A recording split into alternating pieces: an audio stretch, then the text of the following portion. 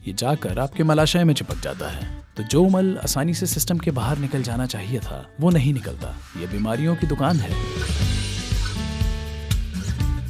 इसका मतलब है आपके सांस लेने और सोचने की प्रक्रिया और आपके सूंघने की क्षमता समय के साथ कम होती जाएगी। ये पक्का आप में सुस्ती पैदा करेगा।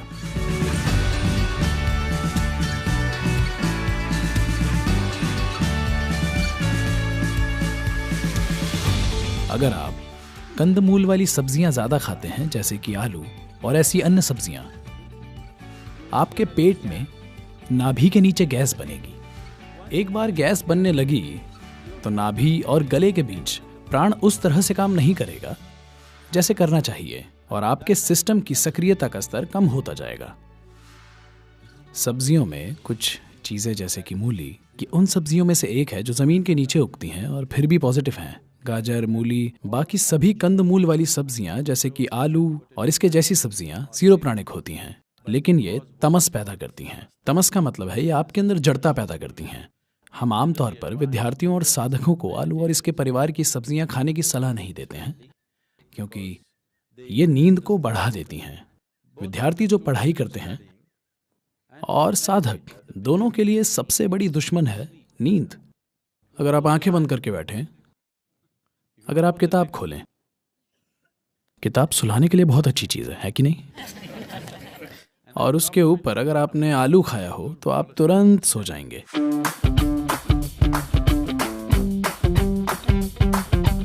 दूध से बनी चीजों में कुछ एंजाइम्स होते हैं जिनका इस्तेमाल आजकल कपड़ा चिपकाने वाले पदार्थों को बनाने के लिए किया जाता है। ये पदार्थ पानी में घुल नहीं पाते, तो जब आप बहुत सी दूध से बनी चीजें खा लेते हैं, ये आपके मलाशय में जाकर चिपक जाता है। तो जो मल आसानी से सिस्टम के बाहर निकल जाना चाहिए वो बाहर नहीं निकलता। दूध से बनी चीजें खाने से आपके शरीर और मन की सतर्कता कम हो जाती है। कम से कम जो दक्षिण भारत से हैं, उन्होंने आपको स्कूल में भी बताया होगा कि अगर आप दही चावल खाते हैं तो आपको नींद आ जाएगी। हाँ या ना? अगर किसी को नींद आ रही है तो दक्षिण भारत में कहते हैं तैर साधन साप्ट वंदिया। सबको पता है ये आपको सुस्त बनाता है, लेकिन शिक्षक भी खाते हैं। यही समस्या है।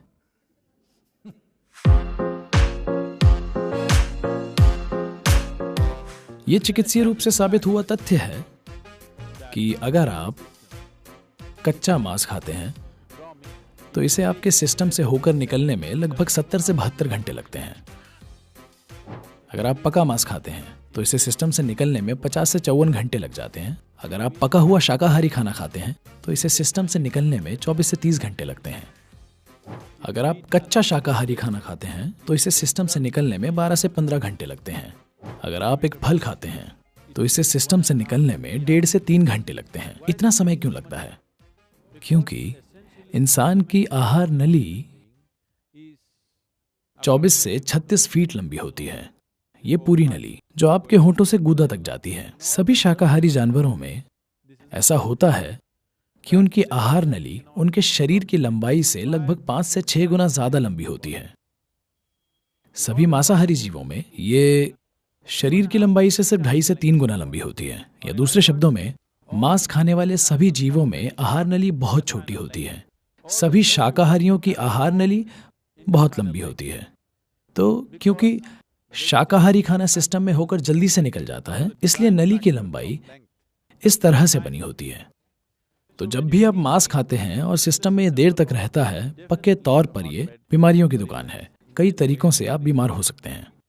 मांस खाना, आप जानते हैं, दुनिया में हमारी संस्कृति का भाग बन गया, क्योंकि बीते समय के कई समाजों में जिंदा रहना प्राथमिक चीज थी। जब जिंदा रहने का सवाल हो तो जो खाने के लिए है वो खाइए, ये अलग बात है। एक बार जिंदा रहने का बंदोबस्त कर लिया जाए तब आप चुन सकते हैं। अब आप चुन सकते हैं कि आपको किस तरह का शरीर चाहिए, आप किस तरह का काम करना चाहते हैं, आप उस तरह से खाते हैं। ये मांस खाने की पाबंदी के बारे में नहीं है, ये ज्यादा जागरूकता के साथ खाने के बारे में है। ये चुनाव करके खाने की बात है। यौगिक परंपरा में अगर आप कुछ पकाते हैं तो ज्यादा से ज्यादा 1.5 घंटे में आपको इसे जरूर खा लेना चाहिए। अगर कुछ विशेष तरह के आइटम है तो 4 घंटे तक ठीक है, उसके बाद आपको इसे नहीं छूना चाहिए। इससे फर्क नहीं पड़ता कि कितना स्वादिष्ट है, कितना अच्छा है। आप कुछ नहीं छूते क्योंकि तब सिस्टम में गैस पैदा होती है। गैस पेट में ही नहीं, जिसे आप साफ तौर पर महसूस करेंगे, बल्कि आपके पूरे सिस्टम में गैस बनेगी जो आपकी प्राण वायु के खिलाफ काम करेगी। इसका मतलब है आपके सांस लेने और सोचने की प्रक्रिया और आपके सूंघने की क्षमता समय के साथ कम हो जाती है। ये तीनों चीजें आपके उत्साहपूर्ण रहने के लिए बहुत जरूरी हैं।